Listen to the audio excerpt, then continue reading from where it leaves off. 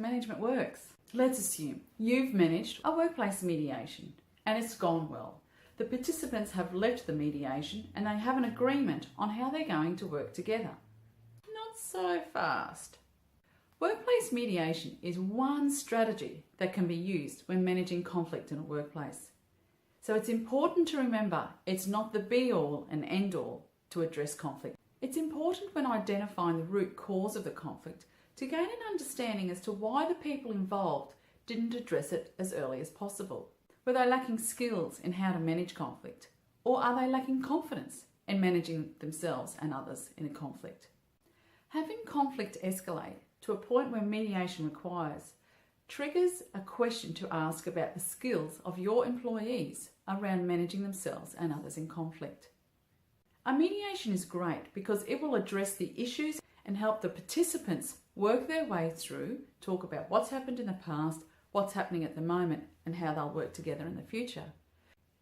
However, by the end of the mediation, the participants may have been so involved in thinking about what they were wanting to say that they weren't observing the communication skills being demonstrated by the mediator.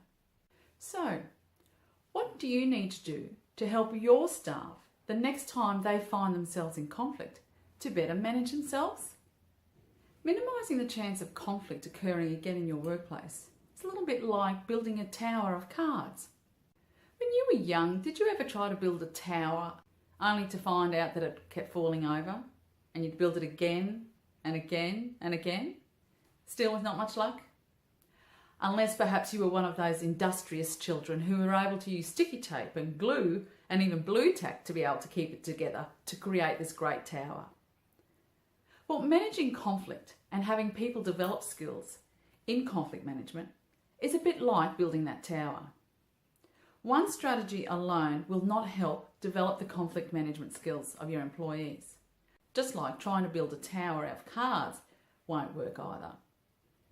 When you were building that deck of cards, you would have had to use a variety of strategies, careful planning, fingers that weren't shaking, and maybe some sticky tape or glue here and there. Well, managing conflict is much the same. It also needs a multi-pronged approach. So having a variety of strategies available to help your staff when they're in conflict is important. If you've ever tried to train someone and you have an expectation of what they should be able to do after you've trained them, you have an understanding of the skills required to do the job. However, when you've trained someone and they still haven't quite grasped the requirements of the job and the skills needed for it, you've identified their skill gaps in that particular area. So it's the same concept in managing conflict. If people are in conflict, they have a gap in managing themselves or managing others in conflict, and that needs to be addressed. Like all training in the workplace, it's important to not think that everybody needs to be shunted off to the same training session and from there they'll become great at managing themselves in conflict.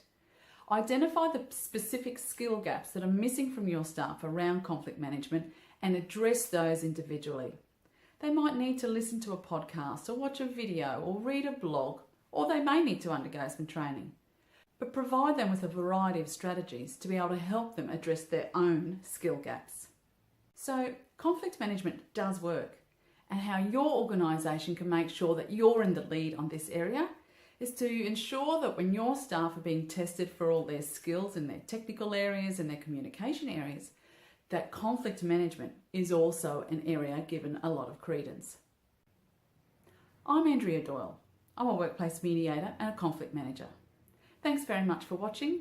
If you've got any questions, please send me an email or give me a call. Okay, bye for now.